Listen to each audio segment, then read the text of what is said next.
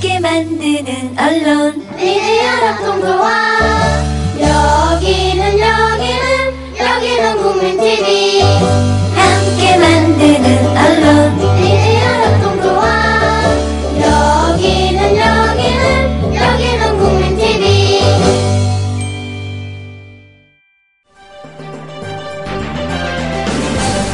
정치평론가 이강윤의 오늘.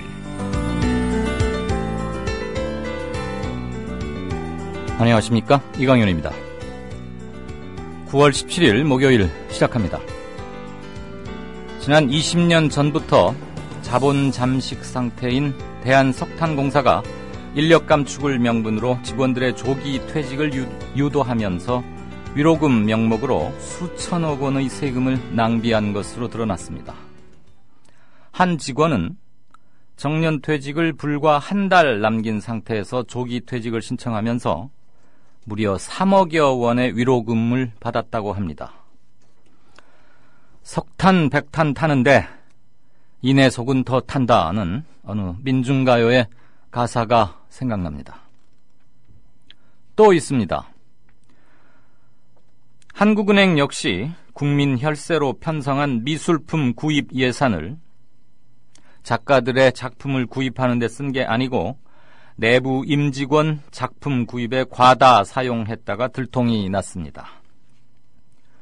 임직원들한테 사들인 작품의 구입 가격이 감정가보다 턱없이 높았습니다.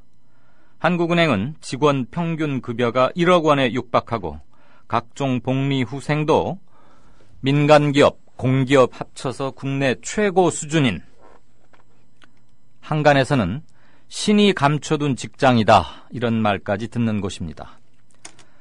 화폐금융정책의 본산인 한국은행 임직원들이 이렇게 심각한 도덕적 해이 상태에 빠져 있으면서 어떻게 서민금융을 생각이나 할 수 있을까요? 그저 어이가 없을 따름입니다. 그런데 더 이해가 안 되는 것은 국정감사 때마다 이런 사항이 드러난다는 겁니다.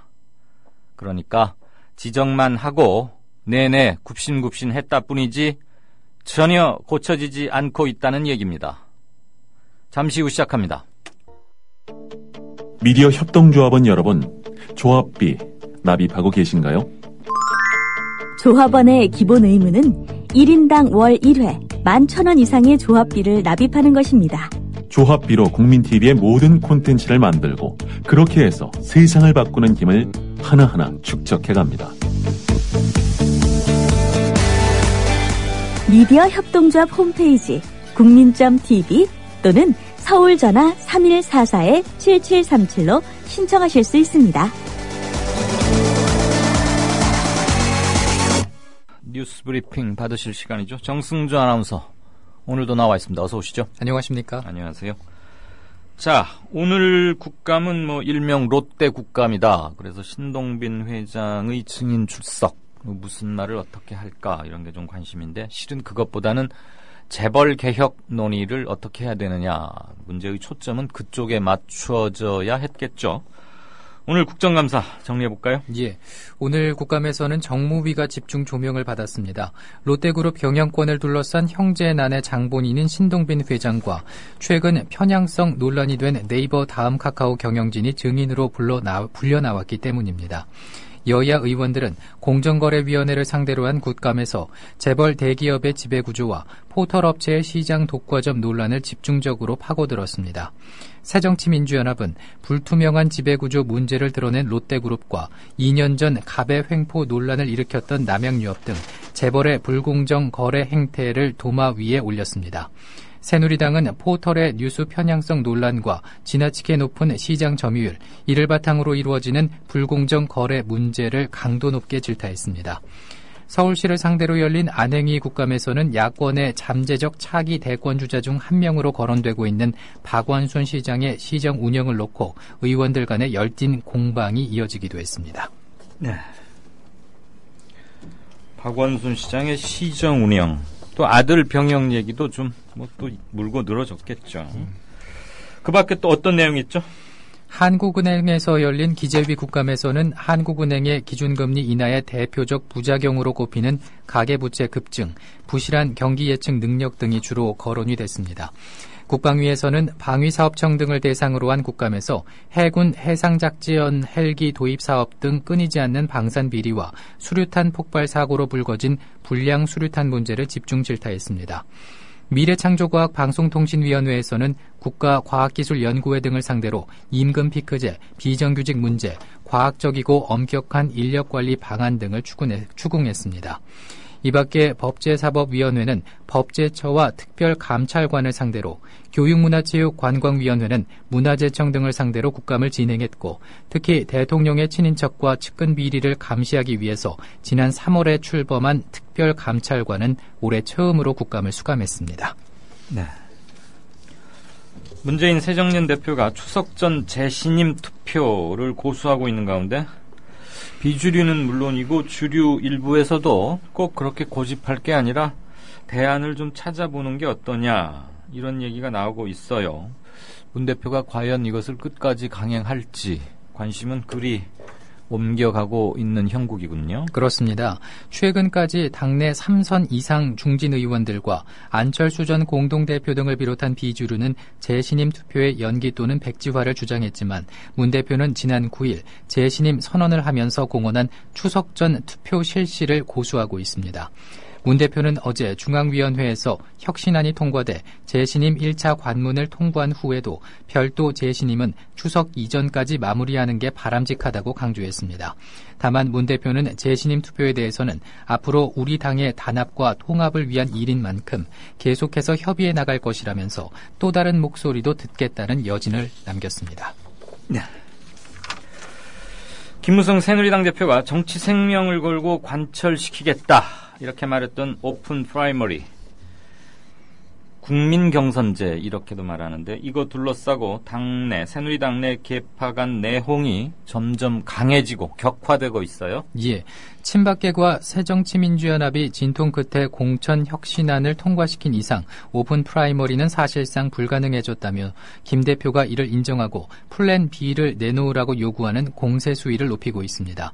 김 대표는 당론으로 채택한 오픈 프라이머리에 대한 변화가 없다면서 정면 돌파를 택하고 있지만 물밑에서는 차선책을 마련하는 데 골몰하는 분위기입니다. 김 대표는 오늘 오전 일찍 당 국민공천제 태스크포스 회의를 긴급 소집하고 황진아 사무총장이 단장인 TF 회의를 김 대표가 직접 주재하겠다고 어젯밤 공지했습니다. 최경환 경제부총리가 자신의 지역 사무실에서 일했던 운전기사를, 여기도 나랏돈 들어가는 곳인데 중소기업진흥공단에 불법으로 취업시켰다, 그런 의혹을 받고 있죠. 그렇습니다. 이종걸 원내대표는 이날 국회에서 열린 국정감사 대책회의에서 최 부총리 17대 국회의원 시절 7급 비서였던 구모 씨가 중소기업진흥공단에 취업을 했다면서 대구 경북에서 최경환 측근이라는 소문이 파다해 연수원장조차 눈치를 봤다고 한다고 말을 했습니다. 수석정책부의장인 김성주 의원은 정부의 아나무인 태도와 자료 제출 거부에 대해 여당의 방해와 물타기 공작에도 국감을 통해서 국민들을 분노케 한 것들이 밝혀지고 있는데, 정책위에서 10가지를 뽑은 것 가운데 단연 으뜸은 최 부총리가 지역구 인턴 출신을 부당한 압력으로 중소기업진흥공단에 채용하게 한 것이라고 지적했습니다. 이어 이번에 운전기사도 같은 중소기업진흥공단에 취업했다는 대단한 능력을 보이고 있다면서 역시 최 부총리가 세구나라는 말이 나오고 있다고 꼬집었습니다. 예. 중소기업진흥공단은 최경환 부총리의 인사민원 창구, 이런 거 같군요. 중소기업 진흥을 위해서 할 일이 많은데 아마 운전기사 또는 최경환 의원이나 부총리 옆에서 거들면서 중소기업 쪽에 대해서 많이 배운 게 많은 모양입니다. 자, 전 세계적으로는 자연재해가 끊일 날이 없긴 합니다만 강도로 봐서는 어마어마하군요. 칠레에서 진도 8.3의 초대규모 대형 강진이 발생했어요. 예. 어제 칠레에서 발생한 규모 8.3의 강진으로 미국 서부 해안 일본 등지까지 쓰나미 우려가 고조되고 있습니다. 미국 연방 쓰나미 경보센터는 어제 캘리포니아 일부 지역에 약 0.3m 이하의 파도가 일 수 있다고 밝혔습니다. 지진이 발생한 칠레 해안 도시 코킴보에서는 높이 4.5m의 파도가 발생했다고 칠레 해군이 전했습니다. 강진 발생 직후 태평양 쓰나미 경보센터는 수시간 내에 3m 이상 파도가 칠레 해안 등에 도달할 것이라고 경고했었습니다. 쓰나미 경보센터는 만약 이번 쓰나미가 영향을 미칠 경우 한국 시간으로 밤 10시 6분에 하와이에 도착할 것으로 전망을 했습니다. 특히 일본 알래스카를 비롯해서 뉴질랜드, 피지, 바누아투 등 남태평양 지역에서도 0.3에서 1m의 파도가 발생할 수 있다고 예측했습니다. 네, 칠레에서 지진이 발생했는데 일본, 피지, 남태평양까지 영향이 미친다고 하니까 완전히 지구를 한 바퀴 돌아서 정반대편에까지 영향을 미치는군요. 어마어마합니다. 우리 시간으로 오늘 밤 10시 6분경 쓰나미가 하와이에 도착하리라는 전망이 나오고 있습니다. 자, 끔찍한 사건이었죠. 서울의 한 빌라에 주차된 차량의 트렁크에서 숨진 채 발견된 30대 여성의 살해 용의자 김일곤 씨가 범행 8일 만인 오늘 경찰에 붙잡혔다면서요? 그렇습니다. 서울 성동경찰서는 주모 씨를 납치해 살해한 혐의로 공개 수배한 김 씨를 오늘 성동구에서 검거했습니다. 김 씨는 이달 9일 오후 2시 10분쯤 충남 아산의 한 대형마트 지하주차장에서 자신의 투싼 차량에 타려던 주 씨를 덮쳐서 차량째 납치해 끌고 다니다가 살해한 혐의를 받고 있습니다. 김 씨는 이날 성수동의 한 동물병원에 흉기를 들고 들어가 40대 여성 간호사를 위협하면서 개를 안락사시키는 약을 달라고 요구했습니다. 그러자 병원에 함께 있던 수의사와 간호사가 진료실로 들어가 문을 잠그고 112에 신고하자 달아났습니다. 신고를 받고 출동한 경찰은 병원 흉기 난동범이 김 씨라는 사실을 확인하고 주변을 수색해서 그를 병원에서 1km 떨어진 성동세무서 건너편 인도에서 검거했습니다. 경찰은 김 씨를 상대로 정확한 범행 경위와 동기 등을 조사하고 강도 살인 등의 혐의로 구속영장을 신청할 예정입니다. 네. 반려견 개를 안락사시키는 약을 달라. 이 약은 왜 필요했을까요? 조사를 하면 밝혀지겠죠. 전두환 전 대통령의 조카 조일천 씨가 수억 원대 사기 혐의로 기소돼서 또 실형을 선고받았군요. 그렇습니다. 서울중앙지법 형사 4단독 전기철 판사는 사기 혐의로 기소된 조 씨에 대해서 징역 1년 6월의 실형을 선고했다고 오늘 밝혔습니다.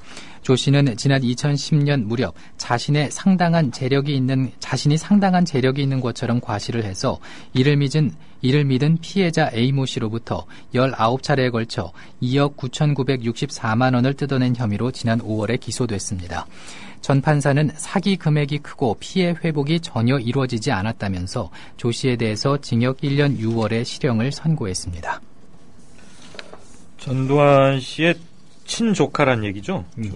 친조카는 아니네요. 조카? 조일천 씨라고 하는 거 보니까. 조카. 예.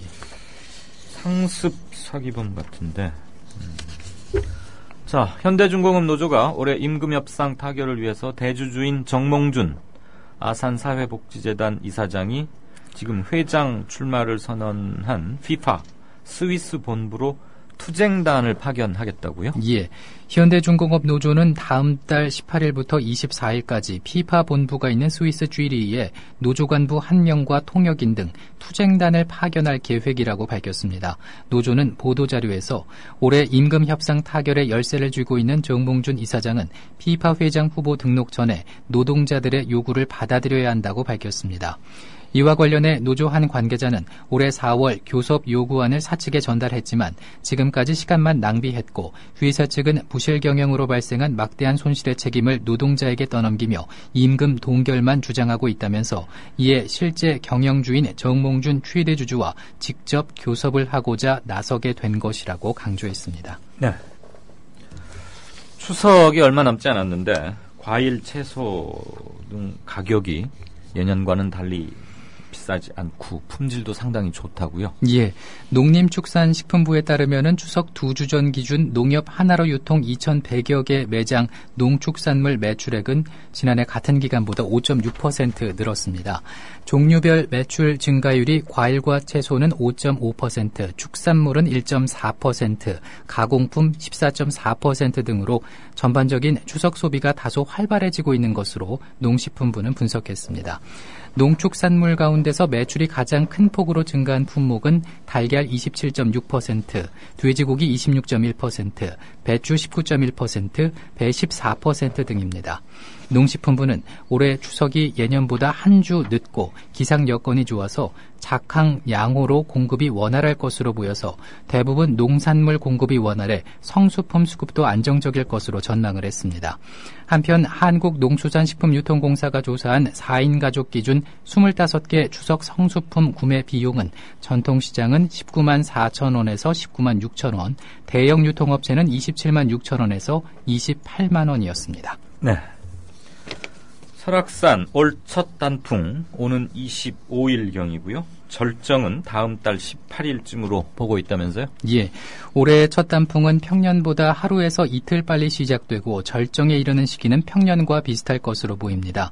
기상청에 따르면 단풍은 이달 25일 설악산을 시작으로 중부지방은 10월 14일에 지리산을 포함한 남부지방에서는 다음 달 7일에서 29일 사이에 시작될 예정입니다. 절정 시기는 단풍 첫 단풍 이후 2주쯤 뒤에 나타납니다. 오대산과 설악산은 다음 달 17일에서 18일, 중부지방은 다음 달 28일, 지리산과 남부지방은 다음 달 20일에서 11월 11일 사이에 단풍이 절정에 이를 것으로 보입니다. 첫 단풍이 조금 빠른 이유는 9월 전반기까지의 일평균 기온이 20.9도로 평년보다 1도가량 낮았기 때문이라고 기상청은 분석했습니다. 네, 곳에 따라 비 또는 바람 소식도 있던데 오늘 저녁부터 내일까지의 날씨 어떻습니까? 예, 오늘 경상남북도는 저녁까지 가끔 비가 오다가 밤에 대부분 그치겠습니다. 오늘과 내일 강원 영동과 경상남북도 해안에는 바람이 강하게 부는 곳도 있겠습니다. 낮 최고 기온은 21도에서 28도로 어제와 비슷하거나 조금 높겠지만 경상남북도는 낮겠습니다. 당분간 내륙을 중심으로 낮과 밤의 기온차가 10도 내외로 크겠습니다. 내일은 전국이 대체로 맑겠으나 강원 영동은 구름이 많겠습니다. 새벽부터 아침 사이에 일부 내륙에는 안개가 끼는 곳이 있겠습니다. 아침 최저 기온은 10도에서 18도, 낮 최고 기온은 22도에서 28도의 분포 보이겠습니다. 네, 지금까지 뉴스 브리핑의 정승조 아나운서였습니다. 고맙습니다. 고맙습니다. 이강윤의 오늘, 이제는 정가 산책으로 함께합니다. 정치권 동향, 생생하게 풀어드릴 분은요. 네, 한국일보 양정대 기자, 안녕하세요. 네, 안녕하세요. 요즘 여당이나 제1야당이나 뒤숭숭하기는 서로 막상막하? 이런 것 같은데, 친박계가 김무성 대표한테 아주 대놓고 들이받는 거 보면, 청와대 여당 내부의 갈등도 술술 끌어올라가는 거 아니냐. 그 말은 선거 때가 가까워지고 있다. 그런 뜻이겠지요? 그렇죠. 선거 때가 가까워지니까 이제 당연히 주도권 싸움이 이제 본격화되는 거고, 다만 지금 아직은 이 청와대 여당 쪽의 이 갈등이 아주 그냥 확 터져 나온 건 아니어서. 네. 그리고 설령 터져 나오더라도 아까 막상막하라고 말씀하셨는데 아마 새정치연합처럼 그렇게 어지럽게 가지는 않을 겁니다. 아마. 거기는 이제 박근혜 대통령의 지지율 자체가 워낙 높은 상황이고 이 당 장악력이 높은 상황이어서 예. 말씀하신 대로 이제 지금 어제 그제 그리고 오늘 지금 계속해서 이 새누리당 내 친박계가 지금 김무성 대표에 대해서 아주 공개적으로 지금 비판을 가하고 있는데, 핵심은 결국은 이 오픈 프라이머리와 관련한 문제입니다. 그러니까 이 공천권, 20대 총선 공천권을 적어도 박근혜 대통령이 일정 부분 행사할 수 있게 보장하라, 요구를 이제 직간접적으로 지금 하고 있는 거죠. 네. 특히 이제 어제 그 새정치연합이 그 혁신안을 공천혁신안을 이제 통과를 시키면서 사실 여야가 선거법을 합의 처리해서 여야가 동시에 오픈 프라이머리를 실시하는 방안은 이제 사실상 불가능해졌지 않습니까? 네.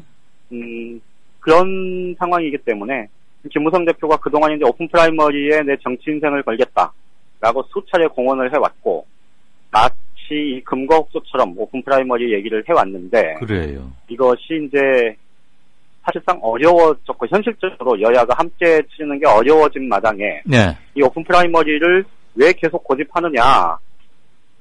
가장 어쨌든 지금 야당이 전략공천 가능성을 열어놓고 뭐 이렇게 물갈이도 하고 그러면 여당도 당연히 그에 상응하는 이 공천 과정에서 좀 새 인물들도 내세우고 또 뭐 이런 절차들을 밟아야 하고 그러려면 빨리 그 방안을 내놓으라. 이렇게 지금 이제 새누리당의 친박계가 이 김무성 대표를 향해서 이제 공개적으로 얘기를 하고 있는 겁니다. 오늘 친박계 좌장격인 서통원 최고위원은 이 오전에 기자들한테 김무성 대표가 정책 책임을 지겠다고 했으니 정치 생명을 건다고 했으니 그에 맞는 책임을 져야 한다. 뭐 이런 얘기를 했는데 뭐 일부 언론은 이걸 보고 이제 공개적으로 사퇴 요구를 한 거다 뭐 이렇게 해석을 하기도 합니다만 아직은 좀 그런 거는 과하고 어쨌든 이 김무성 대표가 오픈 프라이머리를 줄곧 주장을 해온 이유가 공천권을 국민에게 돌려드리겠다 뭐 이렇게 명분은 잡았지만 친박계 배제. 그렇죠. 정치권의 대체적인 해석은 나 공천권에 관여 안 할 테니 청와대도 공천권에 관여할 생각 말라. 이런 걸로 해석이 되어 왔지 않습니까? 네. 그리고 그것 때문에 청와대나 친박계에서 굉장히 불만스러워했던 게 맞는데 시기적으로도 보면 내년 총선이 4월에 치러지니까 4월에 치러지더라도 박근혜 대통령의 임기는 물론 대선이 있는 해는 사실상 레임덕이다 뭐 이렇게 보더라도 그 최소한 1년 내지 1년 반 이상의 임기가 남아 있지 않습니까? 그러다 보면 이 청와대나 친박 입장에서는 이 여당을 장악하지 못하면 사실 국정 운영이 굉장히 어려워지기 때문에 이 문제와 관련해서는 사실 이 절대로 물러설 수 없는 그런 선이 있을 수밖에 없을 겁니다. 그렇기 때문에 이제 오픈 프라이머리와 관련한 문제를 계속해서 제기를 해온 건데요. 최근에 이제 그 김무성 대표나 또 이 황준영 사무총장 오픈 프라이머리를 매일 얘기를 하는 사람들이 완전 국민 경선제에서 워딩을 잘 보면요. 네. 완전이라는 말이 빠지는 경우들이 많습니다. 그러니까 이제 국민 경선제 혹은 국민 공천제 뭐 이렇게 이제 표현을 하고 있는데 이게 결국은 이제 출구를 열기 시작한 것 아니냐 뭐 이런 해석도 가능하고요. 그리고 김무성 대표 입장에서 보면 이 야당이 어쨌든 혁신안을 이제 최종적으로 결정을 해서 여야가 함께 오픈 프라이머리를 치르지 못하는 게 예. 야당 때문이다라는 명분도 생긴 것 아닙니까? 그렇죠. 그런 이제 출구 전략을 모색을 할 텐데 예. 다만 어쨌든 그렇다고 그냥 막 그 오픈 프라이머리를 그럼 나 안 하고 다른 거 할게 이렇게 얘기하기가 쉽지 않은 상황이고 그러다 보니 이제 그 출구를 만드는 예. 그 과정이 지금 이제 조금 남아 있다고 보면 될 것 같고요. 예. 울고 싶은데 뺨쳐주는 것도 좀 있죠. 그렇죠. 그렇게 해석이 충분히 가능하죠. 예. 그리고 이제 아까 이제 제가 처음에 이 여야가 공히 지금 내홍을 겪고 있지만 그리고 겪게 되겠지만 여야의 상황은 좀 다를 거다라고 말씀을 드린 이유 중에 하나는 예. 오늘 김무성 대표의 뭐랄까 그 김무성 대표가 이제 친박이나 여보세요. 여보세요? 아 됐어요. 여의도에 바람이 좀 많이 부나 봐요. 아 예. 오늘 친박계가 치받는 것에 대해서 김무성 대표가 보인 행동 양태를 보면 좀 짐작이 가능한데요. 지금 새정치연합 같은 경우는 친박 주류하고 비주류가 아주 정면으로 대놓고 지금 서로 비난전하면서 이 다투는 반면에 예. 친박계에서 김무성 대표에 대해서 이 갖가지 비판을 공개적으로 언급하지만 정작 김무성 대표 쪽의 이 대응은 굉장히 좀 차분하다고 봐야 될 겁니다. 네. 근데 이제 그 차분함이 아무래도 박근혜 대통령과 바로 각을 세웠을 때 김무성 대표가 받을 데미지, 타격이 너무 크다. 그렇죠. 그리고 쉽게 꺾일 수밖에 없을 거다. 이런 판단을 하기 때문일 텐데요. 예. 다만 이제 나름 나는 이걸로 반드시 당신들하고 맞대응을 하겠다라는 취지를 계속해서 내비친 것. 이 의중을 내비치는 게 바로 이제 오늘 아침에 8시에 이제 최고위원 회의를 하기 전에 1시간 전에 당 국민공천제 이 TF 회의를 이 비공개로 주재를 한 겁니다. 예. 그러니까 김무성 대표는 어차피 저번에도 한번 말씀을 드렸습니다만 대체로 김 대표 주변에서는 이 당대표 2년 임기 채울 때까지는 어쨌든 청와대하고 각을 세우지 않는 쪽으로 그렇게 지금 전략을 잡고 있고요. 예. 그런 만큼 지금 불만스럽고 뭐 열받고 뭐 이렇더라도 직접 부딪히기보다는 어쨌든 국민공천제, 국민한테 공천권 돌려준다. 이거는 어쨌든 명분은 좀 있는 문제고 그렇죠. 그렇기 때문에 그 명분이 살아있는 그 사안으로 좀 뭐랄까 그 표현이 좀 그렇긴 합니다만 나 니하고 충분히 대들 수 있어 라는 그런 그 분위기를 계속해서 지금 전달하는 그런 정도 수준으로 좀 소극적으로 그렇지만 분명하게 내 입장은 이렇다라는 거를 계속해서 반복해서 강조하는 그런 방식으로 지금 대응을 하고 있는 겁니다. 그래서 사실 새누리당은 이런 논란들은 계속 있겠지만 당장 막 뭐 이렇게 아주 당이 깨질 것 같은 그런 분위기로 비화하는 일은 아마 그 가능성은 그렇게 높아 보이진 않는다. 이렇게 말씀을 드릴 수 있겠습니다. 물이 설슬 냄비가 달궈지긴 하지만 팔팔 끓어가지고 뚜껑을 확 열어버리는 수증기까지는 가지 않을 거다. 이런 거죠? 예. 그 김무성 대표가 인내심이나 뚝심이 겉보기에는 꽤 상당해 보이는데 실제로도 그래요?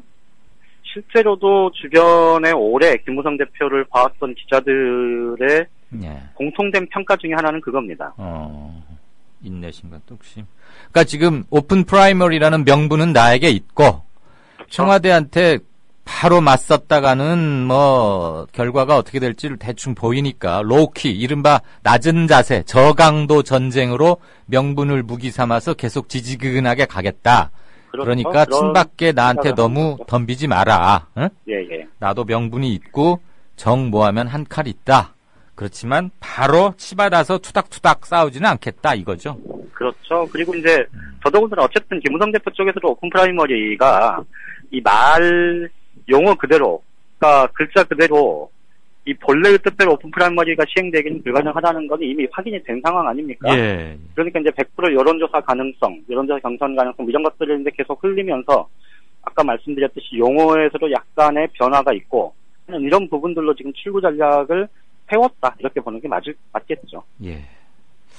그러니까 그 정도로 싸우면은 관심도 적당히 끌면서 사람들한테 그냥 염증을 주거나 그러진 않는데. 그렇죠. 다른 당은 참 그게 뭔지 모르겠어. 지금 다른 당에 있는 사람들이 어떻게 해가지고 새누리당으로 갔으면은 또 새누리당 사람들처럼 그렇게 하려나 아니면 그리 가서도 지금처럼 그러려나. 제가 쓸데없는 상상을 했죠. 네. 예, 그 여의도에 바람이 많이 부는 것 같았어요. 자, 내일 다시 연결하십시다. 벌써 내일이 또 한 주의 끝이군요. 그러네요. 네, 예. 지금까지 정가산책 한국일보 정치부의 양정대 차장이었습니다. 고맙습니다. 예, 고맙습니다. 미디어 협동조합이 벌이는 싸움은 한 번에 끝나는 단거리 달리기가 아니라 마라톤입니다. 반만 년 동안 기승을 부려온 기득권 논리, 또 기회주의가 어찌 일거에 숙청되겠습니까? 인내심과 지구력을 갖고 천천히 또박또박 그리고 신랄하게 헤쳐나가야 합니다. 국민TV의 조합원이 되어주십시오.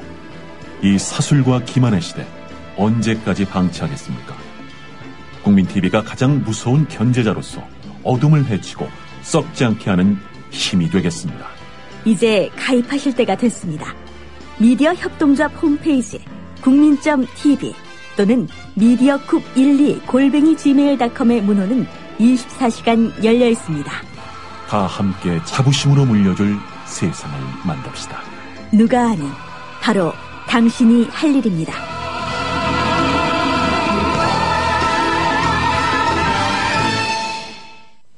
청취자 게시판 잠깐 보고 다음 코너로 넘어가죠. 애청자 기영님, 오늘 활발히 의견 주시네요. 정치평론도 하고 있는 유시민 작가, 요즘은 유시민 작가라고 불러달라고 그러시죠? 유시민 씨는 김무성 씨가 내년 초에 쫓겨날 거라고 예상하던데요. 예, 이런 얘기는 몇몇 사람에 의해서 제기되긴 했는데 지켜볼 대목이기도 하고, 또 정치 관전 구단쯤의 경지에 올랐다는 유시민 씨의 얘기니까 좀 더 관심을 가질만 하시겠죠. 요즘은 정말 이모티콘이 파란 옷땅님 잘 봤습니다. 이런 건 누가 만드는지 모르겠어요. 이거 만드는 사람 돈을 좀 버나요? 그런 게 궁금하지 갑자기. 7시간 행방묘연님도 참 오랜만에 뵙는 것 같습니다. 이 닉네임은 도무지 좀처럼 잊기 힘들 것 같아요. 우주가 돕는다님. 야, 우주가 돕는 거면 이거 지극히 정성으로 뻗치면 우주에서도 돕는다, 그런 어느 분의 말씀인 거죠. 무성이는 좋겠다. 마약 사범 사위를 얻었으니 수 틀리면 홍콩 같이 가라, 이런 얘기고. 양정대 타임, 양 기자님 고맙습니다. 청라에서님 매일 오시는 분 같아요. 애청자 기영님은 일본의 평화 시위 행진 사진을 올려주셨는데, 정말 평화 시위를 평화롭게 하는, 우리도 이런 시위 문화 충분히 할 수 있는데 여기는 어딜 봐도 차벽이건 뭐고 없고 그러지 않습니까? 무대야, 마약 사위 딸 까지기 전에 무대에서 내려와야 할 걸, 이러셨고, 대단군님은 이거 국민라디오 이강윤의 오늘 팟빵 순위를 캡처해가지고 올려주셨는데, 여러분들이 많이 들어주신 덕택인가 보죠. 어제 그제 사이에 하루에 60계단이 올라서 57위. 물론 50일 동안 방송을 안 하고 있었고, 국민 TV에 대해서 좀 여러 좋지 않은 얘기들도 많이 나돌고 그러면서 추측들이 난무하면서 모든 프로그램들이 지금 고전 중이었습니다만 차차 회복되리라고 보고요. 급격한 상승세는 여러분들의 성원의 결과라고 봅니다. 감사합니다. 20위 안에는 한번 좀 들어가 봐야 할 텐데 말이죠. 제가 좀 뭐가 확 바뀌어야지 좀 순위가 좋아지지 않겠어요?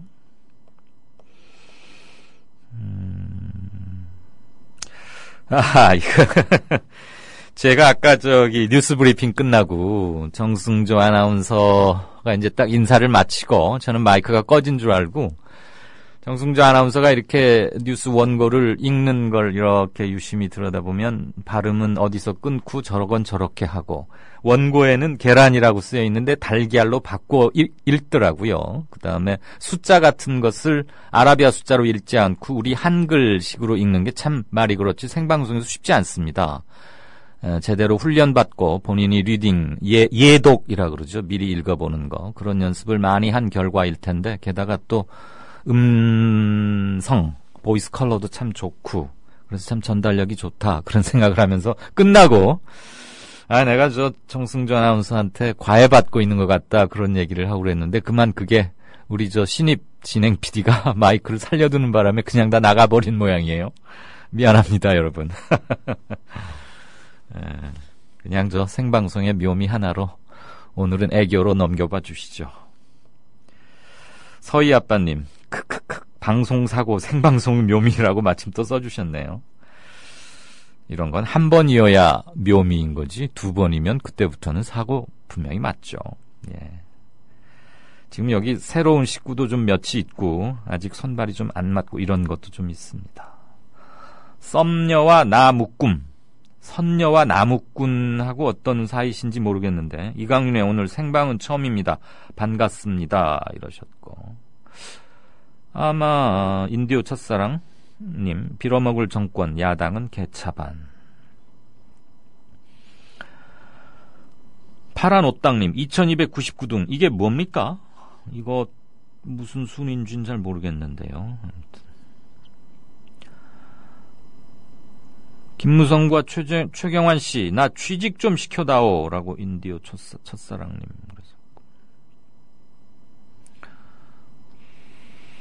방송 사고인가요? 칭찬인가요? 클로렐라님께서 물으셨는데, 네, 칭찬으로 그냥 들어주시죠.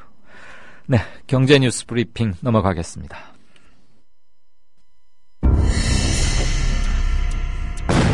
조선일보가 일제에 벌이는 거룩한 전쟁에 참여하라고 해서 내 학도병으로 지원했다가 죽을 뻔했다우. 6.25 때 조선일보가 국군이 연전연승하고 있다고 해서 넋놓고 있었죠. 근데 밤새 인민군이 서울을 함락시키고 후퇴할 때는 남편을 잡아갔어요. 진작 피난할걸. 조선일보에서 외환 위기는 없다며 설레발 떨었는데 그걸 바보같이 믿었어요. 그래서 사업에 실패했습니다. TV조선에서 황선 신은미가 북한을 지상낙원이라고 했다는 보도를 보고 폭탄을 던졌어요. TV조선이 거짓 보도를 한 건데.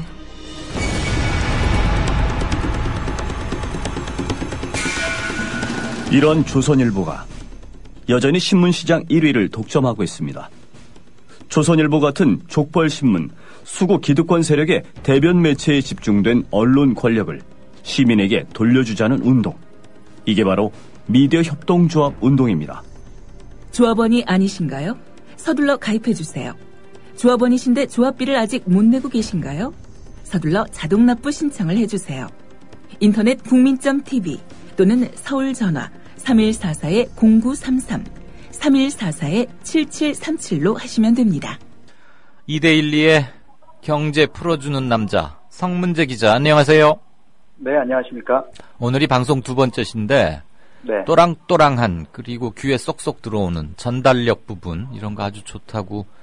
팟빵 후기 게시판 볼 줄 알아요? 우리 성 기자도? 아니요, 아직 제가. 볼 줄 모르죠? 네. 그리고 저 2대12가 온오프라인을 동시에 만들기 때문에 기자들이 좀 업무 부담이 심하죠? 네네, 그렇죠. 아무튼 칭찬이 있었어요.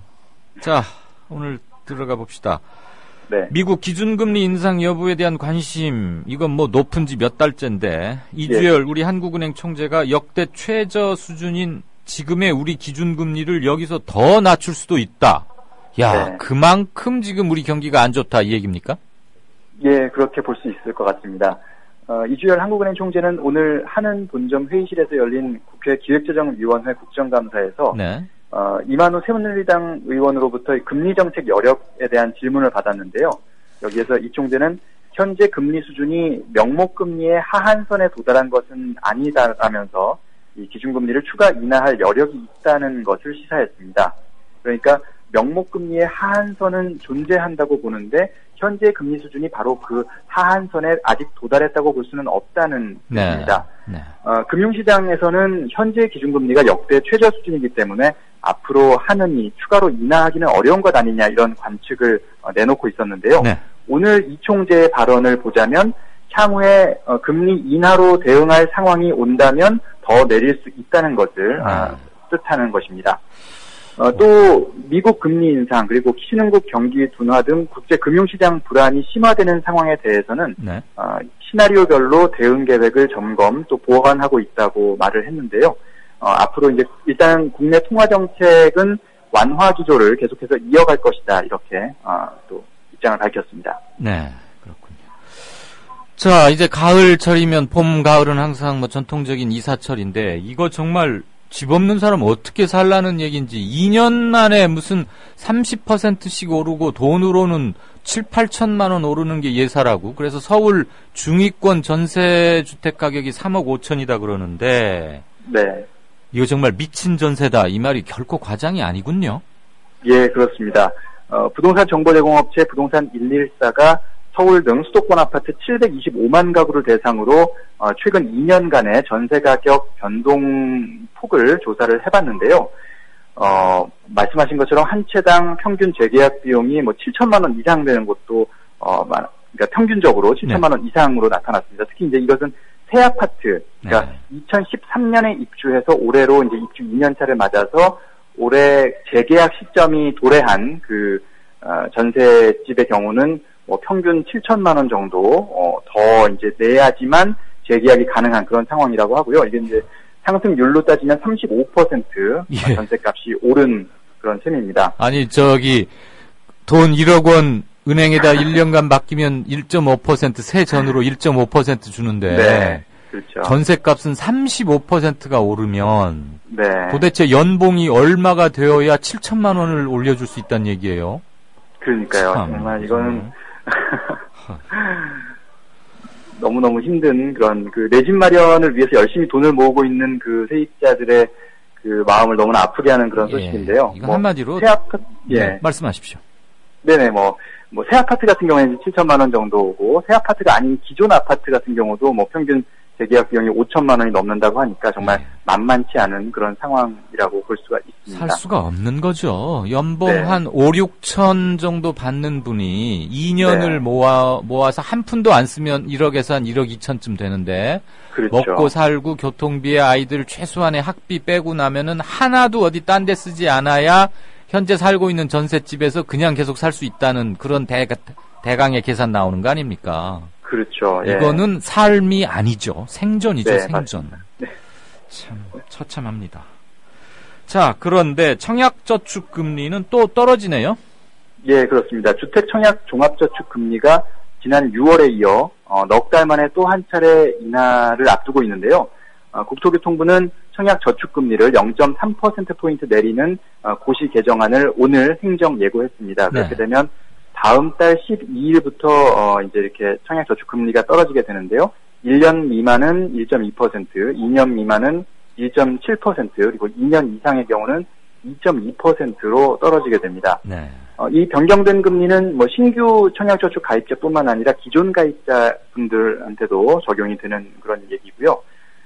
이것은 이제 지난 5월에 청약저축 금리 인하가 결정된 이후에 한국은행이 기준금리를 또 한 차례 내리면서 시중은행들이 예적금 금리를 내린 그 상황이 반영된 것으로 이제 설명이 되고 있습니다. 하지만 일단은 지금 앞서 말씀드린 것처럼 전세값은 35% 그렇게 오르는 상황인데, 저축에서 받을 수 있는 이자는 이제 2%도 채 안 되는 수준, 2% 초반 수준, 이런 상황이니까요. 네. 정말, 서민들의 삶이 점점 더 팍팍해지는 게 아니냐, 그런 이야기들이 나오고 있습니다. 하여튼 정치 뉴스를 연결하든 경제 뉴스를 연결하든 종합 뉴스 브리핑을 받든 기분 좋은 뉴스가 그렇게 귀해요. 이게 앵커 해먹기 참 힘듭니다, 이거. 네. 자, 추석 얼마 안 남았습니다. 올 네. 차례상, 아까 뉴스 브리핑에서도 간단히 전해드리긴 했는데, 예측되는 차례상 비용과 함께 추석 장보기 팁 같은 거 있으면 살짝이 알려주실래요?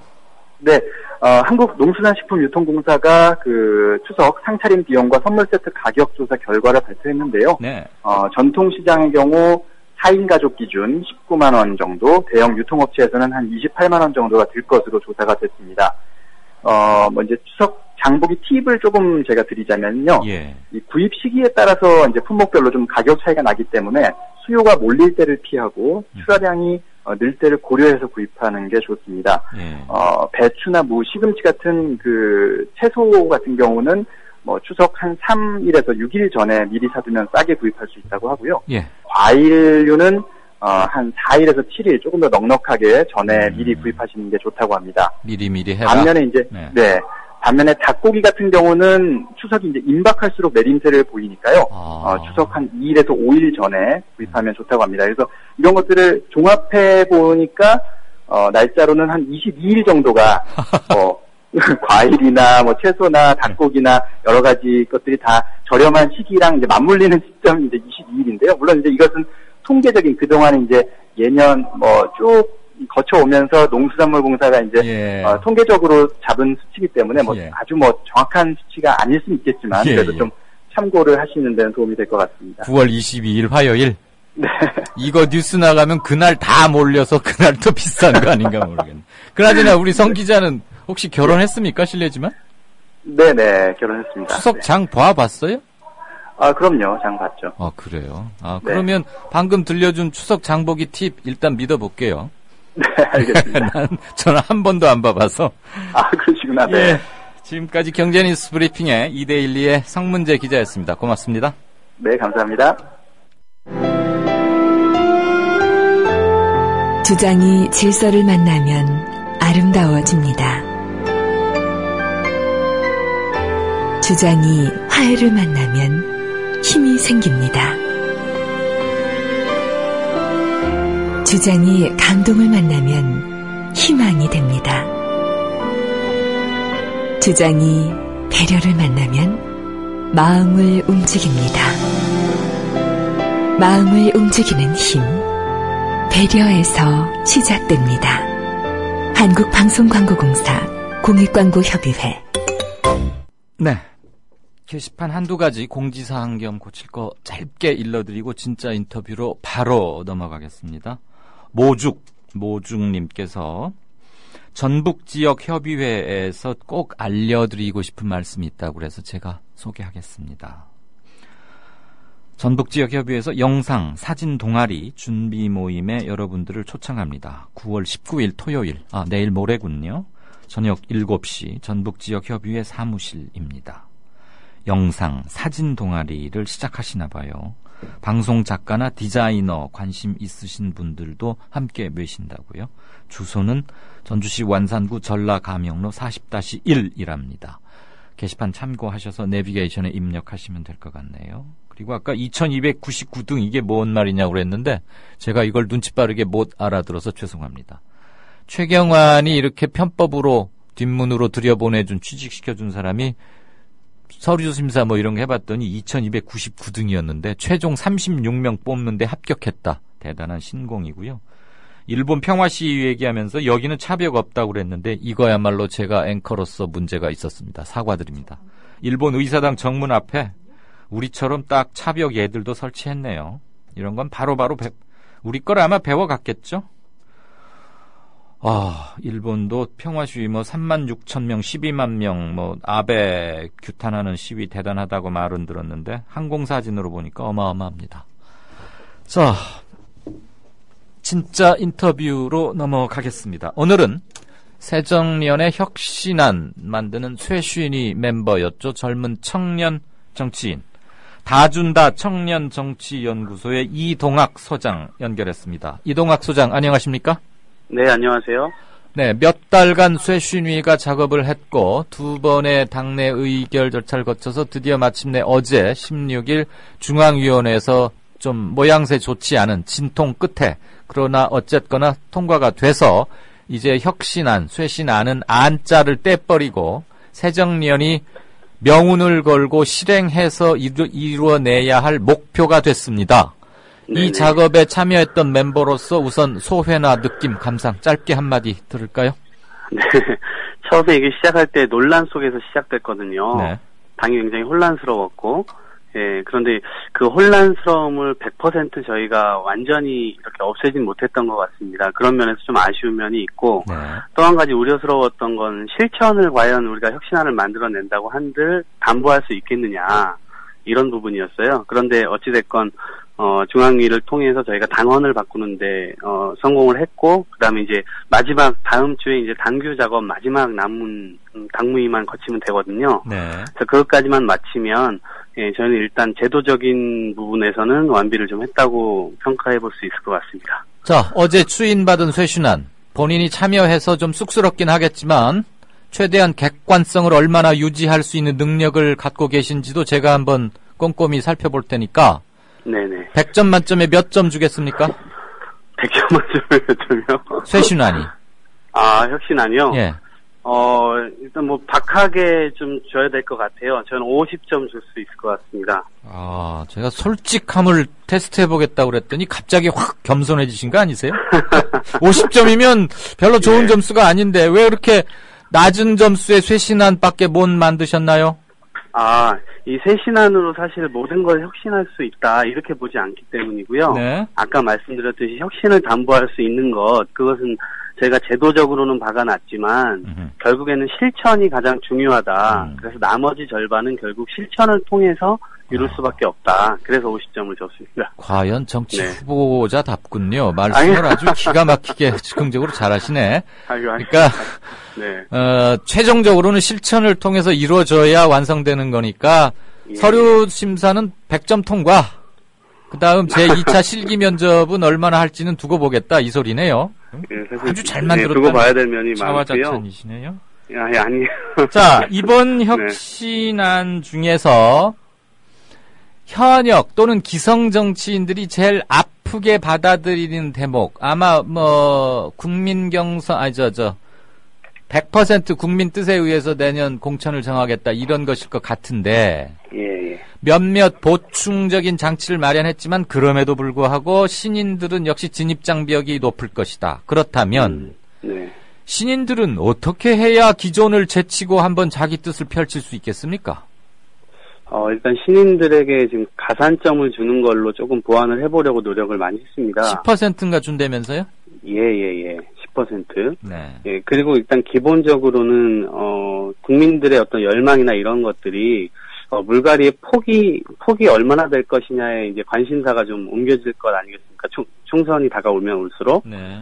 그리고 현역에 대한 어떤 이 피로감, 이런 것들이 좀 있기 때문에, 신인들은 사실 그 부분이 현역들의 약점이기 때문에, 그 부분을 잘 돌파해내고, 그 다음에 이 가점을 좀 잘 이용해서, 도전을 좀 명확하게 좀 해야 되지 않을까. 이러면서 그냥, 현실적으로는 사실 어떠한 룰이 와도, 사실은 현역들이 많이 유리하기 때문에요. 네. 그런 부분들은 좀, 저희 신인들이 좀 많이 이렇게 도전을 해서 이겨내야 된 과제가 아닌가 이런 생각이 듭니다. 우리 이동학 소장도 출마할 뜻을 갖고 계십니까? 저는 그거는 잘 모르겠습니다. 아니, 그냥 솔직히 말하셔도 돼요. 예, 솔직히 잘 모르겠습니다. 그래요? 그때 네. 우리 쇄신위 활동 기간 중에 누구하고 맞짱 토론인가를 제안해서 그날 언론에 스포트라이트도 좀 받으셨고 그랬던 것 같은데 그 패기가 인상적이다. 제가 그런 느낌을 받았는데 그때 누구하고 한번 토론하자 그랬었죠? 제가 토론을 공개적으로 요청하진 않았고요. 네. 예, 누구의 퇴진을 토론으로 요구했던 발전되길 바랬습니다. 이인영 의원님한테 맞습니다. 제가 맞습니다. 편지를 보냈습니다. 그래요. 예. 그 뒤로 이인영 의원한테 답장이나 공식적이든 비공식적이든 답장 왔어요? 공식적인 답변이 한 번 왔고요. 네. 예, 그래서 제가 아직 이제 할 일이 많으시고 그다음에 노동 문제에 관해서 앞으로 우리 당이 가야 될 방향을 또 제시해 주셔서 그 부분에 대해서 한 차례 정도 또 온라인 토론이 한 번 있었습니다. 예. 이인영 의원도 나름대로 고생은 했고 쉽게 거저먹은 운동권 수감 경력으로 이렇게 쉽게 한 자리 먹은 그런 의원으로 정계 입문하지는 않았어요. 저는 같은 세대라서 아는데 좀 힘든 너도 나도 싫다고 한 어려운 곳으로 이렇게 내밀리다시피 해서 갔었던 것은 있고 그 이후로 386들이 좀 기대에 미치지 못했다는 점에서는 386 그룹의 리더로서는 총체적 책임감 같은 것은 느낄 필요는 분명히 있겠죠. 네. 자, 이제 문재인 대표 재신임에 대한 투표랄까? 이걸 어떻게 실현하느냐 가지고 당이 또 한 번 좋지 않은 모습을 보일 가능성이 좀 높습니다. 네. 쇄신위에서 활동했던 청년 정치가 지망생으로서 문재인 대표의 재신임 제안 철회하는 게 맞다고 봅니까? 아니면 기왕 했던 거 어떤 방식으로든 여론조사 반, 국민조사 반이든 아니면 아예 정식으로 전당대회를 소집하든 간에 어떤 식으로든 입안의 끝장을 보고 확실히 매듭을 짓고 넘어가는 게 좋다고 봅니까? 저는 매듭을 짚고 가는 게 좋다고 생각해요. 네. 왜냐하면 어쨌든 이것은 문재인 개인의 문제가 아니고 이 당을 건사하는 문제고 이 당이 건사되지 않으면 결국 국민의 삶이 위협받는 상황까지 지금 몰렸거든요. 그런 차원에서 보면 단순히 개인의 진퇴 문제가 아니라 이것은 나라의 이 운명을 좌우할 문제처럼 굉장히 심각한 문제이기 때문에요. 지금처럼 계속 흔들리는 구조로 가서는 안 된다. 그래서 명확하게 지금 어쨌든 이걸 다시 칼집에 칼을 다시 넣을 수 있는 상황이 아니니까 말을 꺼냈으니까 이것에 대해서는 명확하게 리더십을 확고하게 하고 가든지 아니면은 그게 아니면 다른 대안을 찾든지 이 방식을 채택을 해야 된다고 봅니다. 다른 대안 뭘 생각하고 있죠?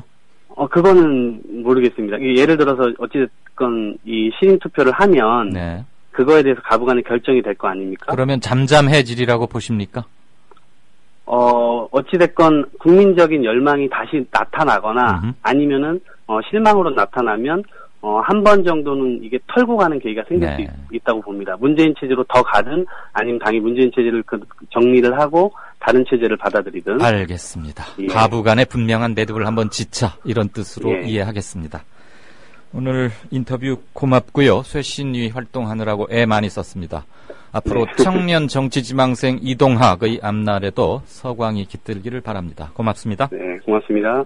네, 청취자 여러분, 오늘 방송은 어떻게 들으셨는지 모르겠습니다. 이강윤의 오늘 9월 17일 순서 아쉽지만 여기서 맺습니다. 저는 내일 오후 5시 다시 뵙겠습니다. 들어주셔서 대단히 감사합니다. 국민라디오 팟캐스트 응원하는 가장 쉬운 방법 아시나요? 다운로드하기, 별점 주기, 댓글 달기, 구독하기. 국민라디오 팟캐스트 널리 알리는 가장 쉬운 방법. 다운로드하기, 별점 주기, 댓글 달기, 구독하기. 기억하세요. 다운로드하기, 별점 주기, 댓글 달기, 구독하기.